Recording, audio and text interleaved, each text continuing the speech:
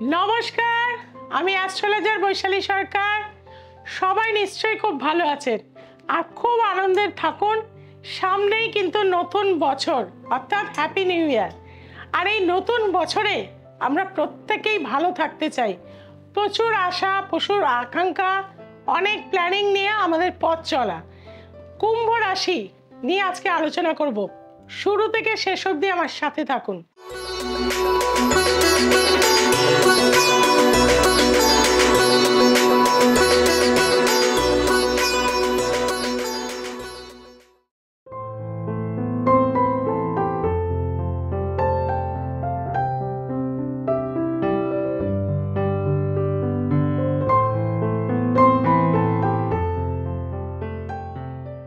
এই বছরটা 9 সংখ্যার বছর, মঙ্গলের বছর। আর মঙ্গল মানেই হচ্ছে এনার্জি, মঙ্গল মানেই হচ্ছে পজিটিভনেস, আবার মঙ্গল মানেই হচ্ছে যুদ্ধকালীন পরিস্থিতি। কারণ এই সময় চারিদিকে কিন্তু রাজনৈতিক পরিস্থিতির ক্ষেত্রে একটা ডামাডোল, ঝামেলা, অশান্তি পাবো। মানুষে মানুষে কিন্তু বিভেদ হওয়ার জায়গা কিন্তু তৈরি হবে। সেই কারণে কিন্তু নিজেদের মধ্যে পেশেন্স, মাথা ঠান্ডা করে থাকতে হবে, সংঘবদ্ধ হয়ে কিন্তু আমাদের থাকতে হবে। কারণ এই বছরে 4টে মেন প্ল্যানেট চেঞ্জ হয়ে যাবে। এই বছরে কিন্তু শনি মহারাজ 29শে মার্চ কুম্ভ রাশি তার স্বরাশি ত্যাগ করে জলরাশিতে গিয়ে কিন্তু উপস্থিত হবে।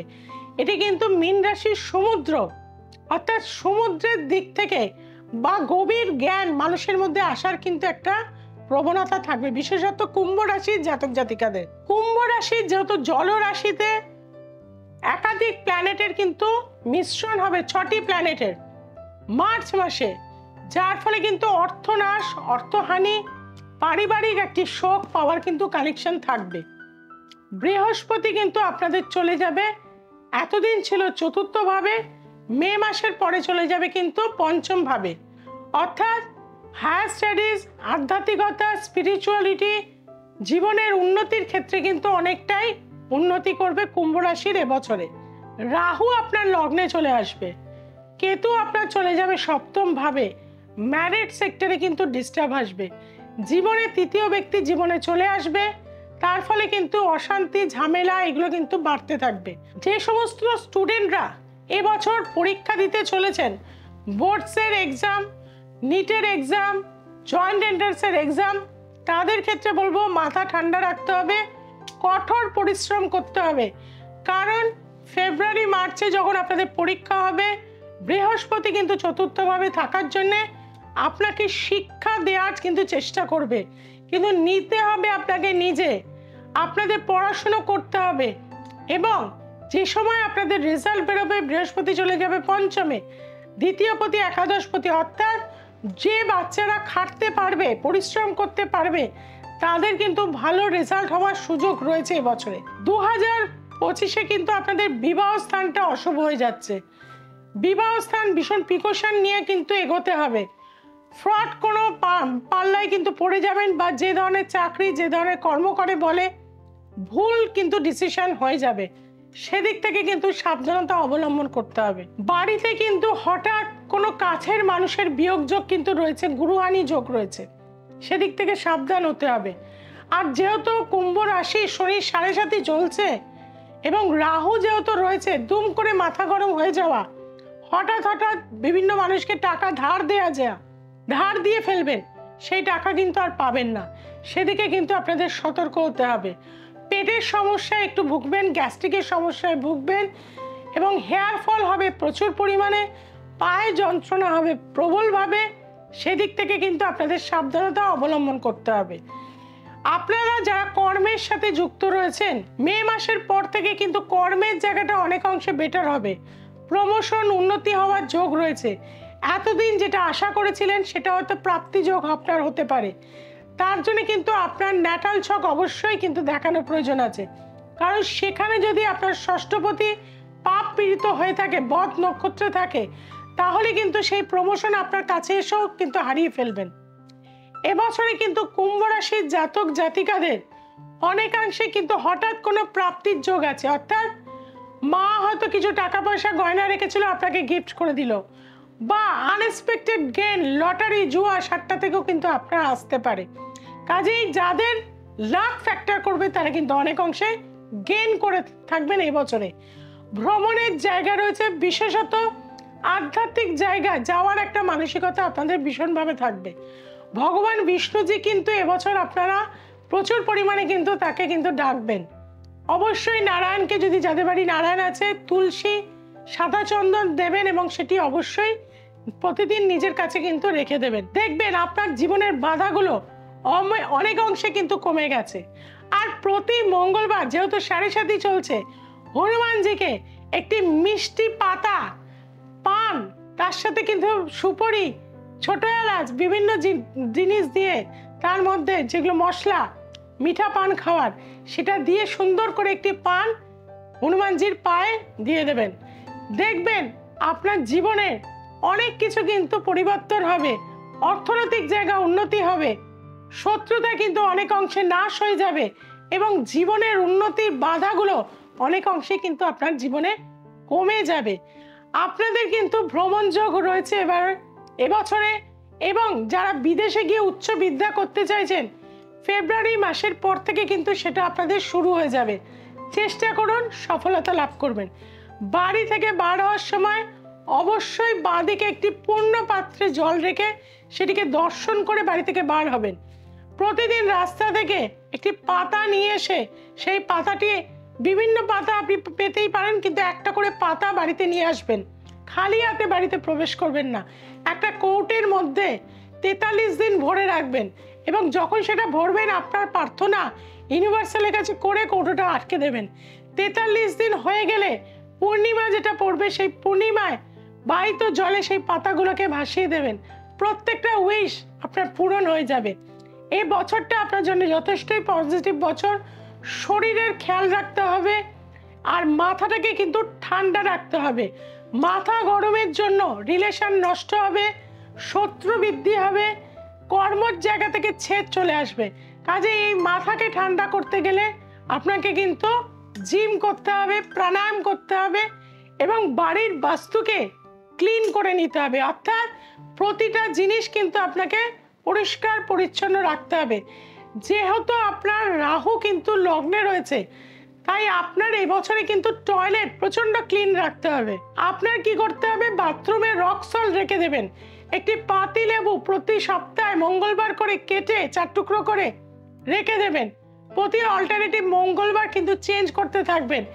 এবং রাহু যেহেতু সেখানে থাকে, রাহুর বাস হচ্ছে বাথরুমে এবং ছাদেও কিন্তু আপনি একদম পরিষ্কার পরিচ্ছন্ন রাখবেন। অনেকে কি করে, বাড়ির সমস্ত নোংরা নিয়ে গিয়ে ছাদে কিন্তু স্টোর করে রাখে। মাথার উপর চাপ আসবে, মাথা যন্ত্রণা করবে, সেরিব্রাল অ্যাটাক হবে। এই জায়গাগুলো থেকে মুক্তি পেতে অবশ্যই কিন্তু ছাদকে পরিষ্কার রাখুন। তবে ছাদ বাগান করতে পারেন, সেটাকে কিন্তু পরিষ্কার রাখতে হবে। এই জিনিসগুলো যদি আপনারা মানতে পারেন, কুম্ভ রাশির জন্য 2025 কিন্তু একটা ভালো ইয়ার হবে। আপনাদের ক্ষেত্রে বলে থাকবো, ফেব্রুয়ারি মাস, এপ্রিল মাস, জুলাই মাস, আগস্ট মাস এবং নভেম্বর মাস যথেষ্ট ভালো ইয়ার হিসাবে কিন্তু গণ্য হবে। আপনাদের শুধু বলবো, বিবাহ ক্ষেত্রে প্রচুর বাধা রয়েছে এবং কিছুটা সমস্যা রয়েছে, সেদিক থেকে কিন্তু আপনাদের অ্যালার্ট থাকতে হবে। আর শত্রুর দ্বারা কিন্তু ক্ষতি হতে পারেন, সেদিক থেকে অ্যালার্ট থাকবেন। কাজের অনেক সুযোগ আসবে, সেগুলো হাতছাড়া করলে হবে না। আর কি করতে হবে, নিট অ্যান্ড ক্লিন, পরিষ্কার পরিচ্ছন্ন থাকতে হবে। প্রতিদিনকার জামা কাপড় প্রতিদিন কিন্তু কাচতে হবে, পুরনো হোক কিন্তু পরিষ্কার জামা কাপড় পরতে হবে।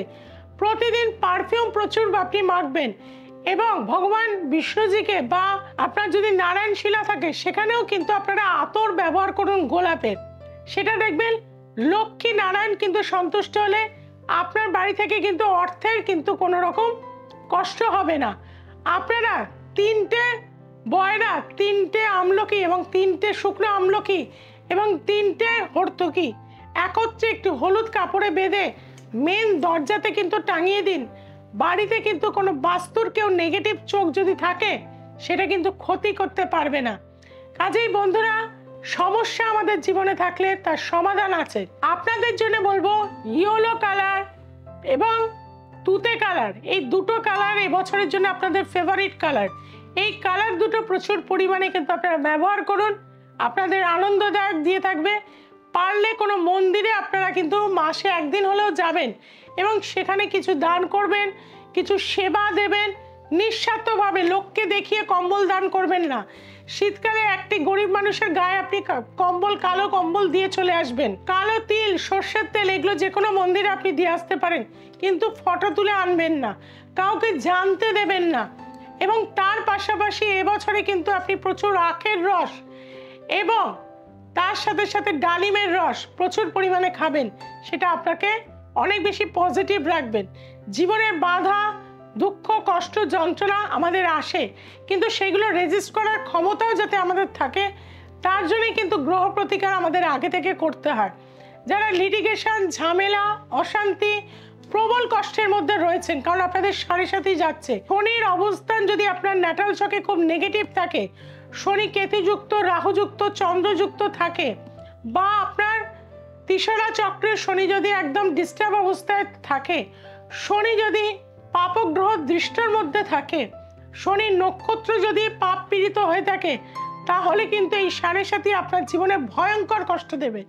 আর এর থেকে বেরোতে গেলে সাত্বিকতা আনতে হবে, পরিষ্কার পরিচ্ছন্ন হতে হবে, আপনার আত্মাকে অনেক বড় করতে হবে, আপনার নিজেকে কিন্তু ডিসিপ্লিন লাইফে লিড করতে হবে। নেশা থেকে দূরে থাকবেন, বউকে অত্যাচার করবেন না, মাকে অত্যাচার করবেন না, বাজে কথা মুখ দিয়ে বার করবেন না।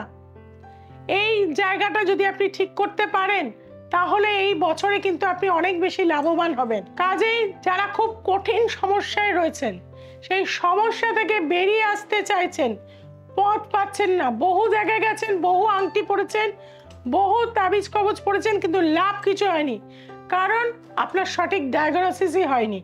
আর বৈশালী সরকার চ্যালেঞ্জ গ্যারান্টি নিয়ে প্রতিটা হরোস্কোপ দেখে থাকে, প্রতিটা রেমেডি দিয়ে থাকে, যার জন্য মানুষ এসে সফলতা লাভ করে। দীর্ঘ 25 বছরের বেশি সময় ধরে আমি কাজ করে চলেছি। যারা একবার আমার কাছে এসছে, আমাকে ছেড়ে কোনোদিন কোথাও যাবে না, এটাই আমার চ্যালেঞ্জ গ্যারান্টি। কাজে আপনি যদি খুব কঠিন সমস্যায় থাকেন, একবার আমার কাছে আসতে হবে। দূরের বন্ধুদের বলবো 8697339671 এই নাম্বারে অবশ্যই যোগাযোগ করুন অনলাইন কনসালটেন্সির জন্য। আর যারা ওয়েস্ট বেঙ্গলের মধ্যে রয়েছেন, তাদের জন্য বলবো বেহালা, হাতিবাগান, গড়িয়াহাট, ব্যারাকপুর এবং হাওড়া চেম্বারে যোগাযোগ করবেন। এছাড়াও দুর্গাপুর, শিলিগুড়ি, বহরমপুর, মালদায় আমাকে প্রতিনিয়ত পাচ্ছেন। যার যেখানে সুবিধা অবশ্যই যোগাযোগ করবেন। দ্য এসেন্স অফ অ্যাস্ট্রোলজির আপনিও একজন কিন্তু সদস্য। তার জন্য কি করতে হবে? এই চ্যানেলটিকে সাবস্ক্রাইব করে নিন এবং সোমবার, মঙ্গলবার, শুক্রবার, রবিবার রাত্রি 9টায় দ্য এসেন্স অফ অ্যাস্ট্রোলজি দেখতে ভুলবেন না। আর সকল মানুষের কাছে এটা শেয়ার করে দিন। সবাই খুব ভালো থাকবেন, সবাইকে খুব ভালো রাখবেন। নমস্কার।